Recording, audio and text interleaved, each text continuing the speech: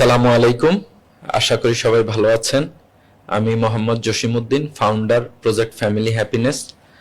আজকে আপনাদের সাথে ইন্স্যুরেন্স ইন্ডাস্ট্রির খুবই গুরুত্বপূর্ণ একটা টপিকস নিয়ে আমরা আলোচনা করব, যেটা আমরা যারা ইন্স্যুরেন্স ইন্ডাস্ট্রিতে ক্যারিয়ার করার জন্য এসেছি, আমরা কি কি জাতীয় প্রবলেম ফেস করি, আমাদের চ্যালেঞ্জগুলা কি, বা কোন কোন ডিপার্টমেন্টে যদি আমাদের ডেভেলপমেন্টটা হয় আমাদের ক্যারিয়ারের জন্য সহযোগী হবে। পাশাপাশি আমরা জানি যে আমরা গত এপিসোডে আলোচনা করেছিলাম যে ইন্স্যুরেন্স বাংলাদেশের অনেক সম্ভাবনাময়ী একটা খাত, যেখানে বাংলাদেশের এখনো স্বাস্থ্য ঝুঁকিতে 1% লোকের এঙ্গেজমেন্ট হয় নাই, যেখানে টোটাল পারিবারিক আর্থিক নিরাপত্তা প্রকল্পতে লাইফ ইন্স্যুরেন্সে প্রায় 5% বা তার সামান্য হয়তো কিছু বেশি মানুষ ইনভলভ।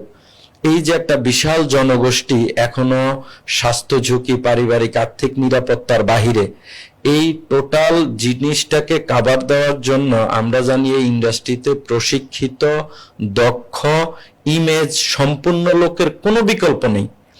তো এই বিষয়টাকে ফোকাস করেই মূলত আজকের প্রোগ্রামটা, আজকের অনুষ্ঠানটা আমরা সাজিয়েছি।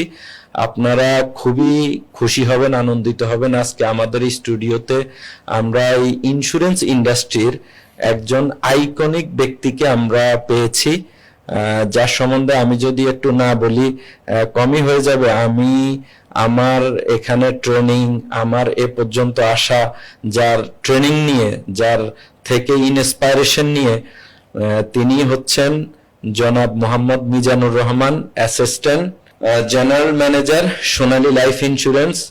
একই সাথে স্যারের আরো একটা পরিচয়, উনি একজন পাবলিক স্পিকার এবং উনি বিজনেস মেন্টর হিসাবে ইন্স্যুরেন্স ইন্ডাস্ট্রিতে প্রচুর পরিমাণে সাকসেসফুল ব্যক্তি উনি নিজে তৈরি করেছেন। তো আজকে আমরা সরাসরি স্যারের থেকে শুনবো এই ইন্ডাস্ট্রিতে স্যার কিভাবে সাকসেসফুল হলেন, আমরা যারা সাকসেস হতে চাচ্ছি আমাদের জন্য স্যারের কি কি আপনার দিক নির্দেশনা থাকবে। তো আসেন আমরা সরাসরি স্যারের কাছে চলে যাই। আসসালামু আলাইকুম রাহমাতুল্লাহি ওয়া বারাকাতুহু। ওয়ালাইকুম আসসালাম। ভালো আছি, আপনি কেমন আছেন? স্যার আলহামদুলিল্লাহ আমরা অনেক ভালো আছি স্যার। বিশেষ করে আপনি অনেক ব্যস্ত থাকেন, অনেক বড় সংগঠন, কোম্পানির বিভিন্ন দায়িত্ব পালন করেন, এর ভিতরে আমাদের প্রজেক্ট ফ্যামিলি হ্যাপিনেসের জন্য আপনি সময় করে আসছেন স্যার, আমরা অনেক আনন্দিত। এবং আমরা আশা করি ইন্ডাস্ট্রির সকলের জন্য আজকে আপনি যে সময়টা দিবেন, এই সময়টা আমাদের জন্য একটা বিনিয়োগ হবে, ব্যবসার জন্য একটা বেস্ট বিনিয়োগ হিসাবে আমরা নিব স্যার।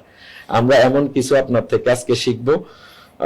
স্যার শুরুতেই আমরা একটু জানবো যে আপনার যে বর্ণাঢ্য ক্যারিয়ার সোনালী লাইফ ইন্স্যুরেন্সে বা ইন্স্যুরেন্স ইন্ডাস্ট্রিতে এত অল্প সময়ের মধ্যে, বা আপনি কিভাবে এখানে আসা এবং কিভাবে এত চমৎকার সাকসেস হিস্টোরি তৈরি করা, এই বিষয়টা যদি আমাদেরকে একটু বলেন স্যার। ধন্যবাদ।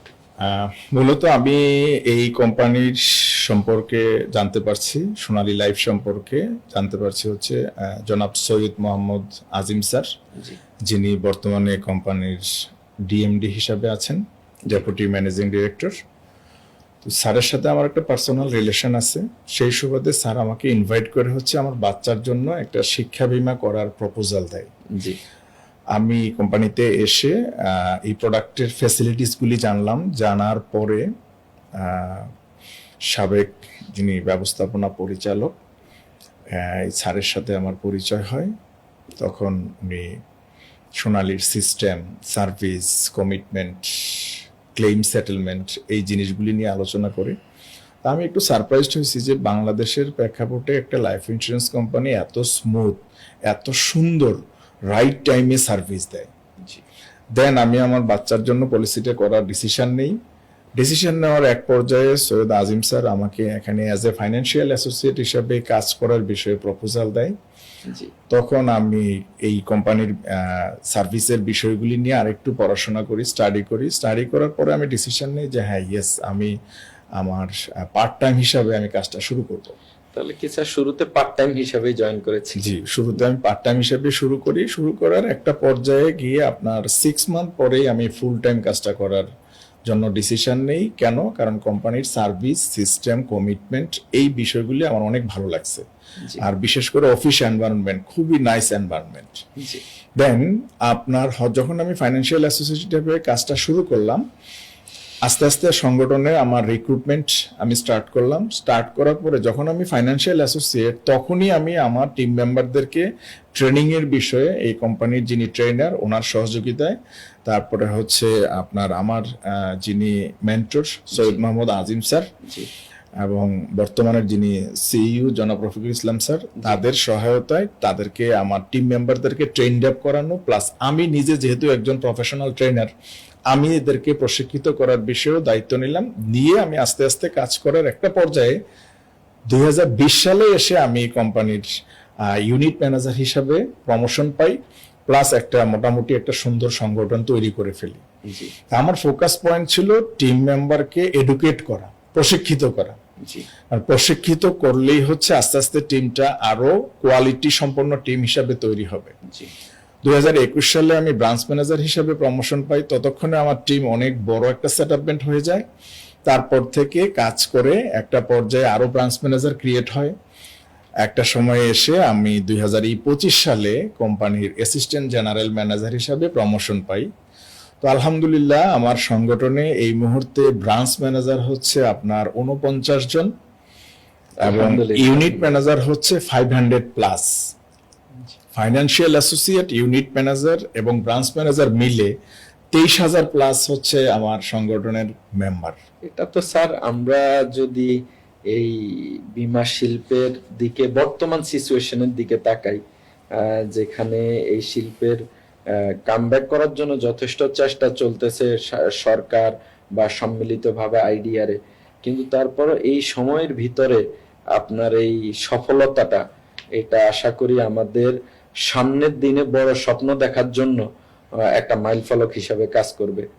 স্যার, আমরা আপনার থেকে আরো গুরুত্বপূর্ণ কিছু প্রশ্ন আমরা রেডি করে রেখেছি, যেখানে স্যার শুরুতেই আমরা একটু আপনার থেকে জানতে চাই যে প্রথমেই বাংলাদেশের যে বীমা পেশাটা স্যার, একজন শিক্ষিত ইমেজওয়ালা যেই টাইপের লোক এই ইন্ডাস্ট্রিতে আসলে পরে উনি নিজেও একটু গেইন হবে বা ইন্ডাস্ট্রি ওনার থেকে উপকৃত হবে, এই লেভেলের লোকজন কি কারণে, কোন বিউটির কারণে ওনারা ইন্স্যুরেন্সটাকে ক্যারিয়ার হিসাবে নিবে বা পেশা হিসাবে নিবে বলে আপনি মনে করেন, বা এখানে কি কি সুযোগ সুবিধা আছে যেটার জন্য এই মানুষদেরকে এখানে আসা উচিত বলে আপনি মনে করেন স্যার?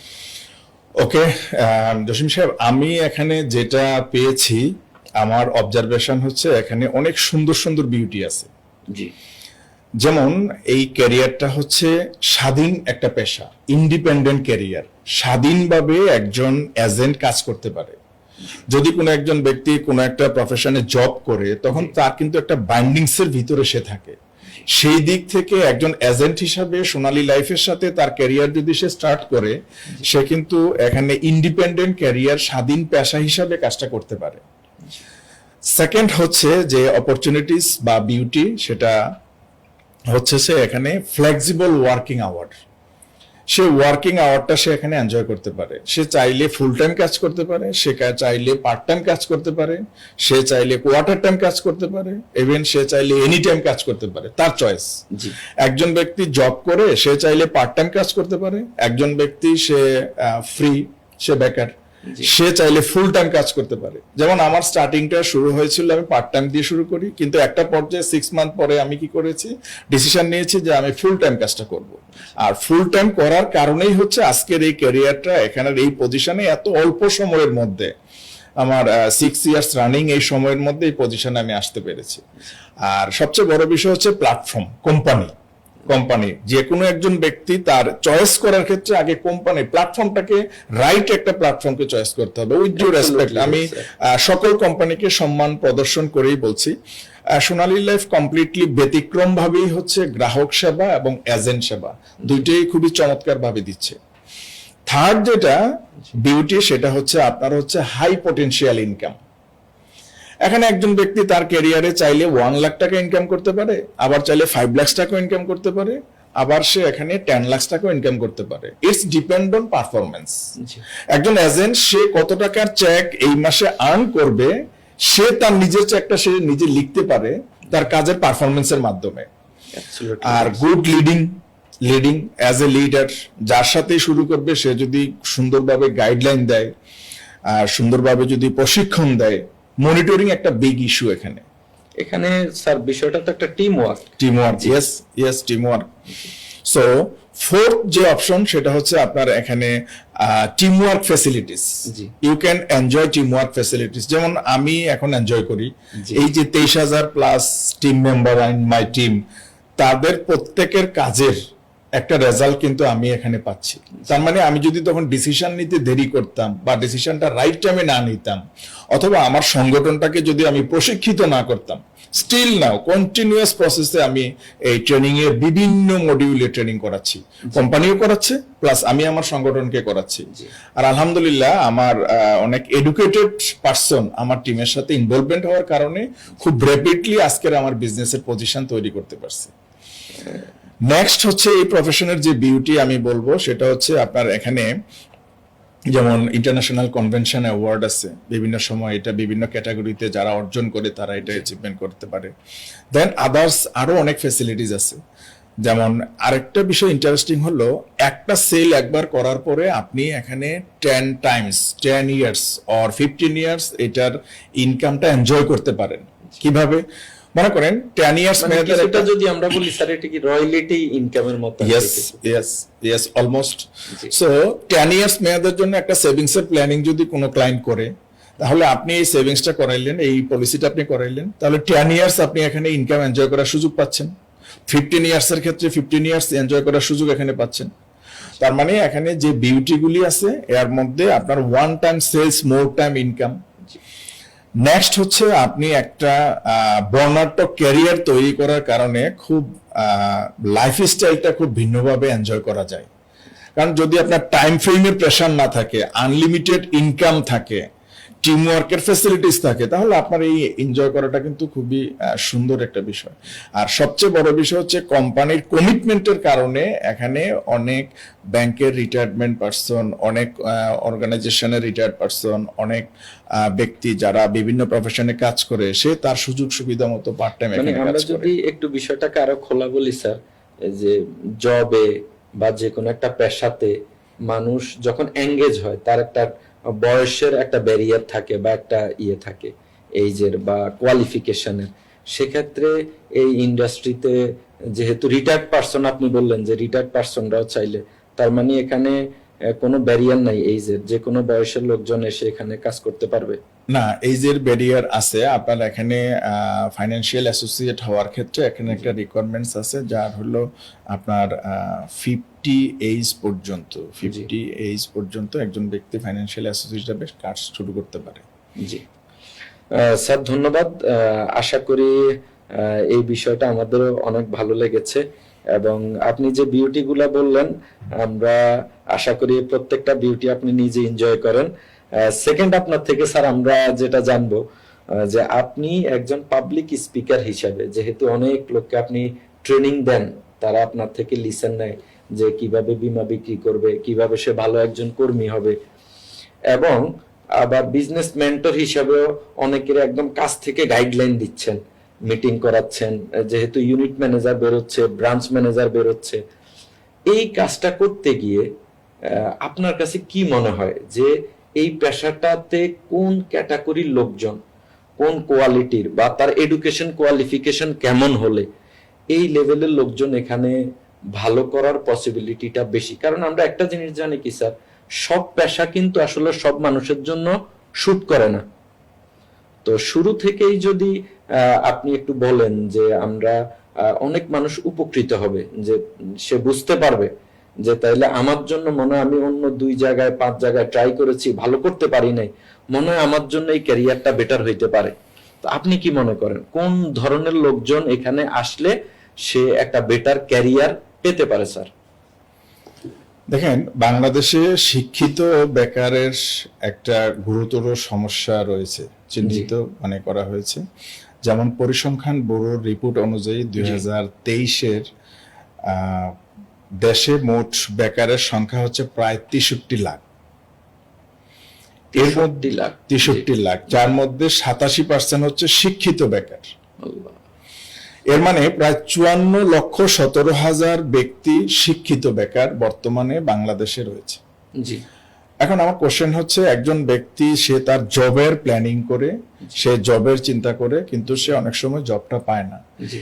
এই মানুষটাই কিন্তু সে ইয়াতে কোনো ইন্স্যুরেন্স কোম্পানিতে ইনভলভমেন্ট হয়ে, লাইক সোনালী লাইফের সাথে যদি সে ইনভলভমেন্ট হয়, প্রশিক্ষণ নেয়ার মাধ্যমে একটা সুন্দর প্রশিক্ষিত টিমের সাথে সে যদি তার ক্যারিয়ারটা শুরু করে, সে কিন্তু এখানে একটা ভালো অবস্থানে যেতে পারে।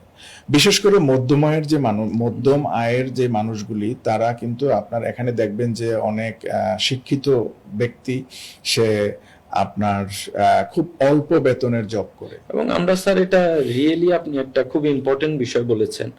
আমাদের দেশের প্রেক্ষাপটে আমরা কিন্তু দেখি স্যার, মিডল ক্লাস যে সোসাইটিটা আমরা বলি, এরা কিন্তু ম্যাক্সিমামই শিক্ষিত। রাইট। এবং এই ক্ষেত্রে স্যার, মিডল ক্লাস যারা, এটার জন্য ওনারা কি জন্য বা কিভাবে এটা এই লাইনে আসতে পারে স্যার, আপনি কি মনে করেন? আমি মনে করি প্রত্যেকের এই বিষয়টাতে নিজের ব্যক্তিগতভাবে তার ডিসিশনটা নেওয়া উচিত। আপনি দেখেন, আমি যখন সিদ্ধান্ত নেই, আমার খুব কাছের কিছু ফ্রেন্ড সার্কেল কিন্তু আমাকে এই বিষয়ে নেগেটিভ কথা বলছে। বাট আমার কোশ্চেনটা হচ্ছে, আমার লাইফ সার্ভাইভ করা, আমার ফ্যামিলি মেনটেন করা, আমার সুন্দরভাবে জীবনযাপন করা, এটা কি আমার কোনো ফ্রেন্ড বা রিলেটিভ বা কলিগ সে করে দিবে, না আমাকে করতে হবে? অবশ্যই। আমি ম্যানেজমেন্টে মাস্টার্স করেছি, আমি চাইলে জব করে সারা জীবন কাটাইতে পারতাম, বাট আমার মাথায় ছিল যে না, আমি বিজনেস করব। যেমন এখানে একজন financial associate, unit manager, branch manager, তারা কিন্তু এখানে জব করে না, তারা এখানে ব্যবসা করে। সো এখানে এই বিজনেস হিসাবে বিষয়টাকে নেওয়ার কারণে, আমি কাজটা খুব সিরিয়াসলি নেওয়ার কারণে আজকে আমি এই পজিশনে এসেছি। আমি কিন্তু মধ্যবিত্ত পরিবার থেকে আসছি। আমি মনে করি মধ্যবিত্ত পরিবারের একজন মানুষ নিজের পছন্দ মতো সে এই ক্যারিয়ারটাকে তার চয়েস করা উচিত, এবং একটা সঠিক কোম্পানি চয়েস করা উচিত, লাইক সোনালী লাইফ, এবং একটা সঠিক টিমকে চয়েস করা উচিত, যে টিমের মাধ্যমে সে কাজটা, কারণ এখানে একার কোনো কাজ না, এখানে টিম মেম্বার সবাই মিলে, কোম্পানি ম্যানেজমেন্ট সবাই মিলে হচ্ছে টোটাল টিম ওয়ার্কের একটা কাজ। সো আমি মনে করি যে একজন ব্যক্তি যিনি অনার্স করেছেন, মাস্টার্স করেছেন, সে পাশ করার পরেই একটা চিন্তা করে যে আমি একটা ভালো জব করব। আমার কোশ্চেন হচ্ছে কেন? কারণ সে তো এখানে ব্যবসা করতে পারে, কারণ এখানে দিস ইজ নট জব, সে একজন এন্টারপ্রেনার হবে না কেন? তার এন্টারপ্রেনার হওয়া উচিত, এই মেন্টালিটিতে থাকা উচিত। দেখেন, ডোন্ট মাইন্ড, আমি খুব ফ্র্যাঙ্কলি একটা কথা বলি, আমরা যারা জব করে আসছি বা যারা জব করে, তারা কিন্তু ম্যাক্সিমাম ক্ষেত্রে লাইফটাকে সার্ভাইভ করে। বাট একজন বিজনেসম্যান কি লাইফ সার্ভাইভ করে? সে কিন্তু লাইফটাকে এনজয় করে।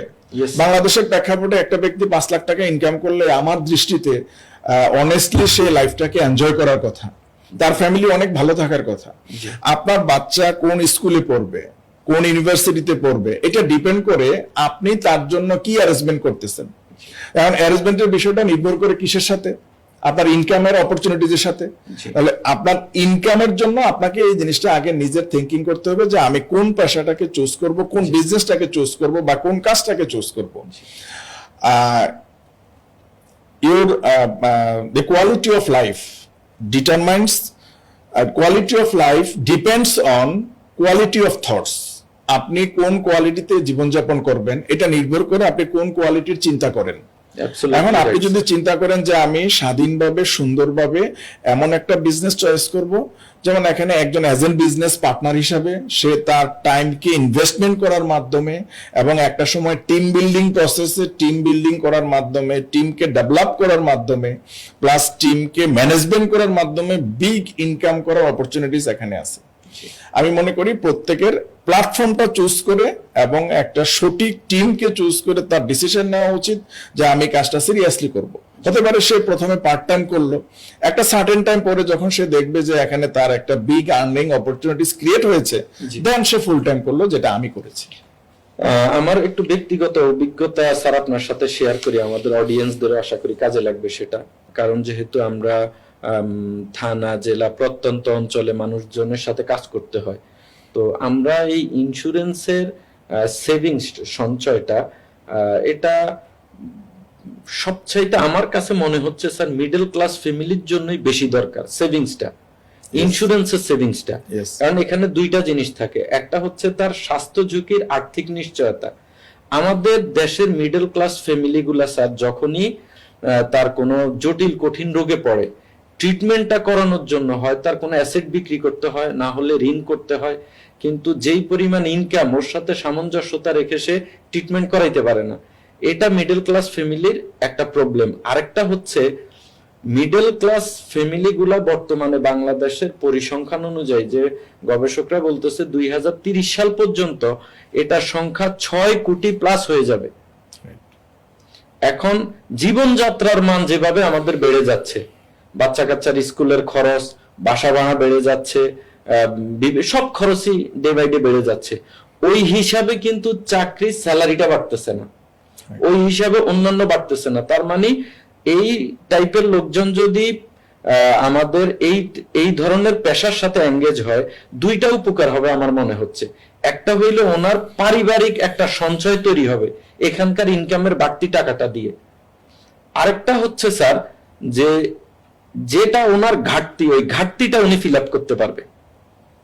এটা তো স্যার আমরা নেক্সট আপনার কাছে আরেকটা গুরুত্বপূর্ণ প্রশ্ন আপনার কাছে আমাদের, যে এই যে ইন্স্যুরেন্স ইন্ডাস্ট্রিতে স্যার এত সম্ভাবনার কথা আমরা বললাম, এত চমৎকার ইনকাম করা যায়, টাইম ফ্লেক্সিবিলিটি আছে, উদ্যোক্তা হওয়ার সুযোগ আছে, এত এত বিউটি থাকার পরেও আমাদের দেশে এত বেকার, আমাদের দেশে এত সমস্যা কর্মসংস্থান নিয়ে, কিন্তু এটা গভর্নমেন্ট এর একটা প্রতিষ্ঠান, অর্থ মন্ত্রণালয়ের আন্ডারের একটা সেক্টর হওয়া সত্ত্বেও মানুষজনের কি পর্যাপ্ত পরিমাণে সাড়ার যথেষ্ট ঘাটতি কিন্তু আমরা লক্ষ্য করতেছি স্যার। মানুষজন এই ইন্ডাস্ট্রিতে ক্যারিয়ার করতে কেন ভয় পাচ্ছে, কেন আসতে চাচ্ছে না? যদিও বিষয়টা একটু নেগেটিভই, তারপরও স্যার আমরা একটু আপনার কাছ থেকে জানতে চাচ্ছি স্যার। সেক্ষেত্রে যে বিষয়টা সেটা হলো আমি বলবো যে গভর্নমেন্ট যদি এই বিষয়টাতে আরো অ্যাওয়ারনেস তৈরি করে, লাইক আপনি জানেন যে অর্থ মন্ত্রণালয়ের আন্ডারে হলো আপনার আইডিআরএ হচ্ছে আপনার insurance development and regulatory authority.